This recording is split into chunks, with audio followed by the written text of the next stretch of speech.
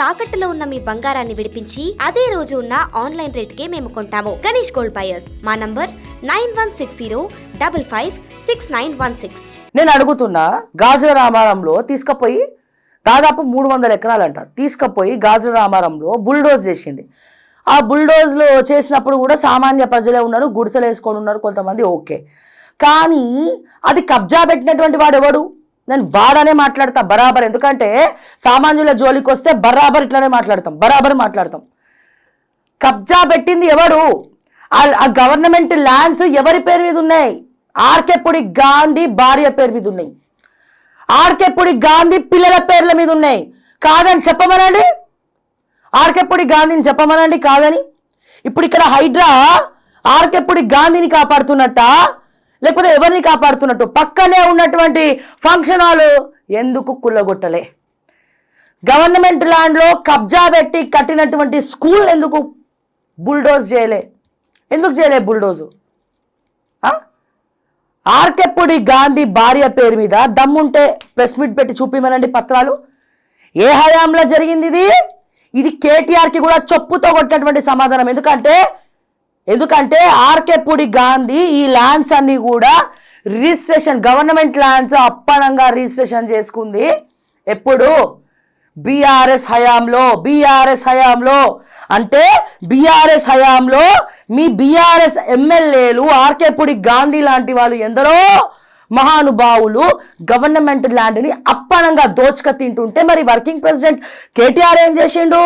చప్పట్లు కొట్టిండా?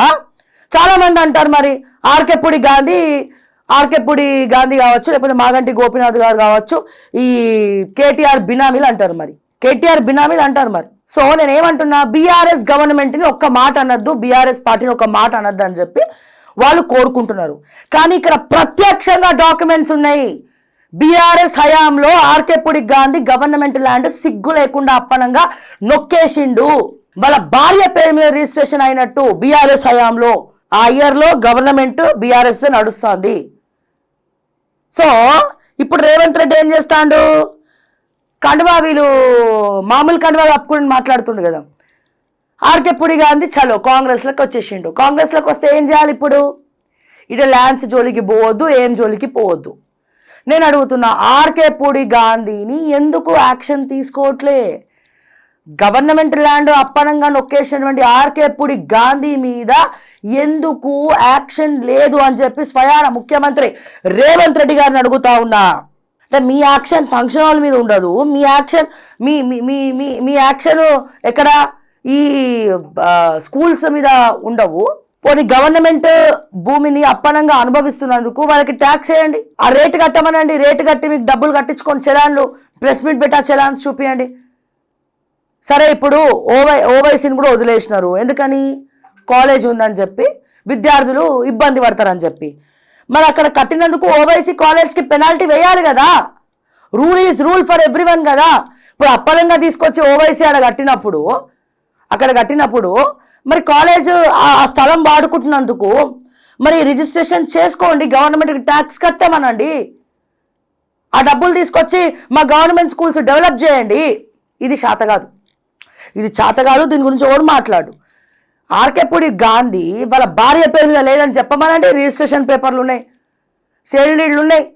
అసలు నేను అడుగుతున్నా, అసలు గవర్నమెంట్ ల్యాండ్ అని తెలిసి కూడా గవర్నమెంట్ ల్యాండ్ అని హైడ్రా రంగనాథ్ గారికి చెప్తా ఉన్నాను, రేవంత్ రెడ్డి గారికి చెప్తా ఉన్నాను, హైడ్రా రంగనాథ్ గారికి రేవంత్ రెడ్డి గారికి చెప్తా ఉన్నాను, గవర్నమెంట్ ల్యాండ్ అని తెలిసి కూడా ఆర్కేపుడి గాంధీ రిజిస్ట్రేషన్ చేయించుకున్నాడు, ఆయన తప్పు. కానీ రిజిస్ట్రేషన్ చేసినటువంటి ఆ బక్వాస్ ఆఫీసర్ ఎవరండి? ఏ ఎంఆర్ఓ అండి, ఏ సబ్ రిజిస్టర్ అండి? తీసుకొచ్చి బొక్కలేయండి దమ్ములు ఉంటే. ఆ ఇయర్లో సబ్ రిజిస్టర్ ఆఫీస్లో ఏ సబ్ రిజిస్టర్ అయితే ఉన్నాడో, సేల్ డీడ్ జరిగినటువంటి రోజు డేట్లో ఏ సబ్ రిజిస్టర్ అయితే ఉన్నాడో, ఏ ఎంఆర్ఓనైతే ఉన్నాడో, ఎంఆర్ఓల ప్రమేయం లేకుండా పూచుక పుల్ల కూడా కదలదు. ఇన్ఫ్యాక్ట్ ఏ గవర్నమెంట్ ల్యాండ్ ఏ సర్వే నెంబర్లో ఉన్న లీకులు ఇచ్చేదే వీళ్ళు. లీకు వీరులు, గ్రీకు వీరులు కాదు వీళ్ళు, లీక్ వీరులు. తీసుకొచ్చి బొక్కలేమని చెప్తున్నాం మేము. యాంటీ కరప్షన్ బ్యూరో పోయి ఆ ఎంఆర్ఓ ఎవరు, ఆ సబ్ రిజిస్టర్ ఎవరు, చాలా లోతుగా పరిశీలించాల్సిన అవసరం ఉన్నది. కొన్ని వేల కోట్ల ఆస్తి అప్పనంగా అనుభవించింది ఆర్కేపుడి గాంధీ, అనుభవించేలాగా చేసింది సబ్ రిజిస్టర్ అండ్ ఎంఆర్ఓ. వాళ్ళిద్దరు ఏ కలువులో దాక్కున్నా తీసుకొచ్చి హైడ్రా యాంటీ కరప్షన్ బ్యూరోకి అప్పచెప్తారా, లేకపోతే యాంటీ కరప్షన్ బ్యూరో ఎవరైతే action all are equal in the eyes of law అన్నప్పుడు తప్పు చేసిన ప్రతి ఒక్కడి మీద ఉండాలి. అది ఎంఆర్ఓ అయినా, చీఫ్ మినిస్టర్ అయినా, మినిస్టర్ అయినా, ఎమ్మెల్యే అయినా, సబ్ రిజిస్టర్ అయినా, ఇరిగేషన్ డిపార్ట్మెంట్ వాళ్ళైనా. కానీ కేవలం పబ్లిక్కే అన్యాయం జరుగుతోంది, కేవలం ప్రజలకే అన్యాయం జరుగుతోంది. ఆఫీసర్లు డబ్బులకు అమ్ముడు పోయి అప్పనంగా ఆస్తులు అనుభవిస్తూ ఉన్నారు. కర్మ ఊరుకుంటుందా బ్రదర్? ఊరుకోదు. కర్మ వెంటాడుతుంది, ఏదో రూపంలో వెంటాడుతుంది. నాలాంటి వాళ్ళ రూపంలో మనశ్శాంతి లేకుండా చేస్తుంది. కోట్లు కోట్లు మెక్కి ఏం లాభము? పొట్టలు పెంచి ఇంత ఒబేసిటీ, ఒకడు క్యాన్సర్, ఒకరికి కిడ్నీ ప్రాబ్లం, ఇంకొకటికి ఫుల్ షుగరు, అడుగు తీసి అడుగు వేయలేరు. ఏం లాభం బ్రదర్? మీ హెల్త్ మొత్తం కులిపోయిన తర్వాత ఆ పైసలు తీసుకపోయి ఎవరి నెత్తి మీద కొట్టుకుంటావు? సో ఇందులో బీఆర్ఎస్ పార్టీ ఇన్వాల్వ్మెంట్ కూడా ఉంది. ఎందుకంటే BRS party MLA BRS government land అప్పనంగా దోచుక తిన్నాడు ఆర్కేపుడి గాంధీ. బీఆర్ఎస్ వాళ్ళు ఏం చేసిండ్రు? కేటీఆర్ ఏం చేసిండు? హైదరాబాద్ జిల్లా మంత్రి తలసాని శ్రీనివాస్ యాదవ్, మరి ఆయన దృష్టికి లేకుండానే అది కబ్జా జరిగిందా గవర్నమెంట్ బీఆర్ఎస్ హయాంలో? Point number 1. ఇక పోతే పాయింట్ నెంబర్ 2, కేటీఆర్ ఏం చేసినట్టు? మున్సిపల్ శాఖ మంత్రి plus BRS party working president, మీ ఎమ్మెల్యేలు అవినీతి చేస్తూ ఉంటే చప్పట్లు కొట్టినటువంటి మిస్టర్ కేటీఆర్, ఇప్పుడు చెప్పండి మీరేం తప్పు చేశారో. ఇప్పుడు ఇదే ఆర్కేపుడి గాంధీని రేవంత్ రెడ్డి వెనకేసుకొస్తున్నాడు. రేవంత్ రెడ్డి కాపాడుతున్నారు. అంటే అందరు దొంగలే కదా, ఇక్కడ అందరు దొంగలే. ఇది ఈ కబ్జా, ఆర్కేపుడి గాంధీ చేసినటువంటి కబ్జా కేటీఆర్కి తెలిసి జరిగిందా, తెలియక జరిగిందా? గవర్నమెంట్ ల్యాండ్ కేటీఆర్కి తెలిసి జరిగిందా, తెలియక జరిగిందా? దయచేసి కల్వకుంట్ల తారక రామారావు గారు ఈ ఆర్కేపుడి చేసినటువంటి గవర్నమెంట్ ల్యాండ్ కబ్జా మీ ప్రభుత్వ హయాంలో జరిగింది కాబట్టి మీరు బాధ్యత వహించి ప్రెస్ మీట్ పెట్టి దీనికి నాకు ఏం సంబంధం లేదు, మాకు తెలియకుండా జరిగిందని ఒక స్టేట్మెంట్ ఇమ్మనండి. కేటీఆర్ని దమ్ముంటే, ఎస్ యాక్సెప్టెడ్, దమ్ముంటే ఒక స్టేట్మెంట్ ఇమ్మనండి. అట్లాగే రేవంత్ రెడ్డి గారిని ఒక ప్రెస్ మీట్ పెట్టి ఆర్కేపుడి గాంధీ మా కాంగ్రెస్ పార్టీ కాదు, అట్లానే బీఆర్ఎస్ పార్టీ కాదు, అతన్ని మేము ఆహ్వానించాము కానీ ఆ ల్యాండ్స్కి మాకేం సంబంధం లేదు, దాంట్లో మాకేం కమిషన్ ఇవ్వలే, నేను ఆర్కేపుడి గాంధీని కానీ ఆర్కేపుడి గాంధీ గవర్నమెంట్ ల్యాండ్స్ ఆయన పేరు మీద ఉన్న ల్యాండ్స్ కానీ నేను కాపాడే ప్రయత్నం చేయట్లేదు, పూచుక పుల్ల పిసరంత పైసలు కూడా నేను ఆర్కేపుడి గాంధీ దగ్గర తినలేదు అని దమ్ముంటే చెప్పమనండి. అట్లాగే రంగారెడ్డి జిల్లా, ఉమ్మడి రంగారెడ్డి జిల్లా మంత్రి ఎవరండి ఇప్పుడు? దుద్దిల్ల శ్రీధర్ బాబు. తెలియదా దుద్దిల్ల శ్రీధర్ బాబుకి ఆడ ఆర్కేపుడి గాంధీ ల్యాండ్స్ ఉన్నాయని? పొన్నం ప్రభాకర్ తెలియదా? కలిసి ఉంటుంది కదా జాయింట్, అది హైదరాబాద్ అనుకున్నట్టే ఉంటుంది కానీ హైదరాబాద్ కాదన్నట్టు ఉంటుంది. తెలియదా సార్ మీకు? ఎవరు దోచుక తిన్నాడు ఇప్పుడు? ఈయనకి మద్దతుగా వెళ్ళింది హైడ్రానా? ఆర్కేపుడి గాంధీని తీసుకపోయి ఎందుకు బొక్కలేరు ఎమ్మెల్యేని? ఎందుకు యాక్షన్ తీసుకోవాలి? మీ కాంగ్రెస్ పార్టీలో జాయిన్ అయ్యిండానా? అరే అది ఎంత పెద్ద స్కాము! వేల కోట్లు గవర్నమెంట్ ల్యాండ్, అంటే ప్రజల సొమ్ము, మా సొమ్ము. అదే గవర్నమెంట్ ల్యాండ్ ఉంటే ఆ గవర్నమెంట్ ల్యాండ్ గవర్నమెంట్ కాలేజ్ కట్టచ్చు, గవర్నమెంట్ స్కూల్ కట్టచ్చు, బడుగు బలహీన వర్గాలకు సమంజసం చేయొచ్చు, డబుల్ బెడ్రూమ్ ఇల్లు కట్టించి మా ఇల్లు లేని వాళ్ళకి, మా పేద ప్రజలకు ఇళ్ల పట్టాలను పంచచ్చు, ప్లాట్లు పంచచ్చు, మా జర్నలిస్ట్ సోదరులకు పంచచ్చు. ఉద్యమకారులు మేనిఫెస్టోలో పెట్టిండు రేవంత్ అన్న, మీ సునీల్ కనుగోలు, ఈ 420 హామీల్లో ఉద్యమకారులకు 250 గజాల స్థలం ఇవ్వాలని. నువ్వేమన్నావు రేవంత్ అన్న? నన్ను కోసిన గవర్నమెంట్ భూమి లేదు ఎందుకు ఉంటుందండి? అప్పనంగా సిగ్గు లేకుండా ఎమ్మెల్యేలు కబ్జా పెట్టుకుంటా పోతా ఉంటే ఎందుకుంటుంది? ఎస్, మా ఉద్యమకారులకు 250 గజాల స్థలము అదే గవర్నమెంట్ ల్యాండ్లో పంచి ఇవ్వచ్చు, ప్లాట్లు వేసి పంచియండి. హబా మనసు రాదు, ఎందుకంటే హాట్ కేక్ కదా, ఇట్లా వేడి కేక్, అది మంచి ఇట్లా కట్ చేసుకొని తింటే నా సామి రాగా మంచిగా ఉంటుంది. ఏం మంచిగా ఉంటుంది? వేల కోట్లు పుక్కట్ల మేము ఎందుకన్నా గవర్నమెంట్ స్కూల్ కట్టాలి? ఎందుకు గవర్నమెంట్ కాలేజ్ కట్టాలి, యూనివర్సిటీలు ఎందుకు కట్టాలి, అటువంటి దాంట్లో బడుగు బలహీన వర్గాలకు మేము ఎందుకు మేలు చేయాలి, మా పేదోళ్లకు మేము ఎందుకు డబుల్ బెడ్రూమో లేకపోతే ఇందిరమ్మ ఇంట్లో ఎందుకు పంచాలి, మనసు ఒప్పుకోదు మనకి అస్సలు. అబో పచ్చగడ్డేసే బగ్గుమంటది. ఉద్యమకారులకు ఎందుకు ఇవ్వాలి మేము?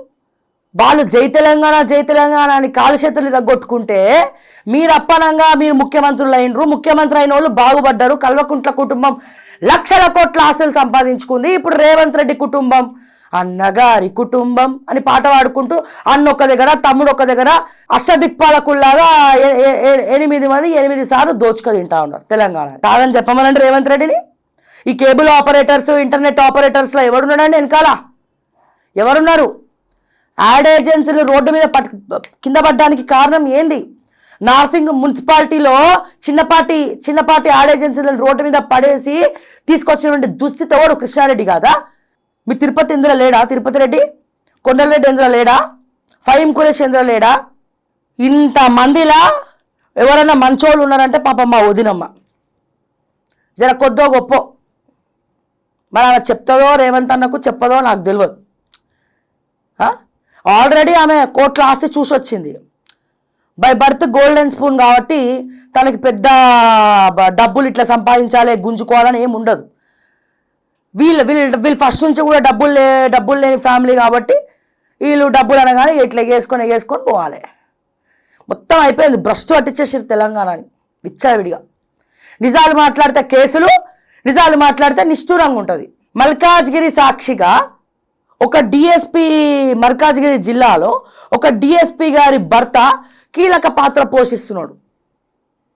డీసీపీ గారి భర్త కీలక పాత్ర పోషిస్తున్నాడు కొన్ని ల్యాండ్ లాబింగ్స్, సెటిల్మెంట్స్ విషయంలో. ఎందుకు? దాని గురించి మాట్లాడద్దు. మళ్ళీ మాట్లాడితే తప్పు, పాపం, మహాపాపం అసలు. అవన్నీ ఇందులో వస్తాయి ఆ పేపర్లలో. మా ఇంటెలిజెన్స్ శివధర్ రెడ్డి గారు అయితే చెప్పరో తెలియదు, రిపోర్ట్లు ఇస్తారో లేదో తెలియదు ముఖ్యమంత్రికి. సార్ శివధర్ రెడ్డి గారు సామాన్యుల పక్షాన్ని ఉండండి, చెప్పండి. మీరు రేవంత్ రెడ్డి గారికి తెలంగాణ మొత్తం పోయింది, ఇప్పుడు కాంగ్రెస్ హఠావో తెలంగాణ బచావో అంటున్నారు. బీహార్లో కూడా గదే పరిస్థితి. తెలంగాణ ప్రజలు పోయి, తెలంగాణ రైతులు పోయి బీహార్లో పోయి ప్రచారం చేసి వస్తారు కాంగ్రెస్ పార్టీకి ఓట్లేదని. రానున్న జూబ్లీ హిల్స్ సార్వత్రిక ఎన్నికల్లో కాంగ్రెస్కి అస్సలు స్కోప్ లేదు. మళ్ళీ ఓటు గెలుస్తారో ఏందో తెలియదు. బట్ కాంగ్రెస్కి అయితే ఓట్లు వేయరు, భయభ్రాంతులకు గురైనరు. చెప్పండి ఇంటెలిజెన్స్ శివధర్ రెడ్డి గారు, ఇంటెలిజెన్స్ ఆలోచించి రేవంత్ రెడ్డి గారికి చెప్పండి.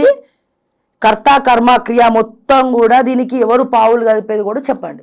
ఈ కబ్జా వెనకాల ఉన్నటువంటి ఆర్కేపూడి గాంధీని నడి రోడ్డు మీద కీడుస్తారో, ఆయన మీద కేసు పెట్టి జైలుకి పంపిస్తారో, గవర్నమెంట్ ల్యాండ్స్ లాబింగ్ చేసినటువంటి ఎమ్మెల్యేలు నిజంగా రేవంత్ రెడ్డి గారికి దమ్ము ఉంటే, నిజంగా రేవంత్ రెడ్డి గారు తెలంగాణ ప్రజలు మేలు కోరుకుంటే, నిజంగా రేవంత్ రెడ్డి గారికి ఏ పాపం తెలియకపోతే, వెస్టర్న్ కన్స్ట్రక్షన్స్ రంజిత్ రెడ్డి దాంట్లో కూడా రేవంత్ రెడ్డి వేలు పెట్టకపోయి ఉంటే, నిజంగా రేవంత్ రెడ్డి నీతి నియత్కి కేర్ ఆఫ్ అడ్రస్ అయితే ఆర్కేపూడి గాంధీ మీద యాక్షన్ తీసుకోమనండి.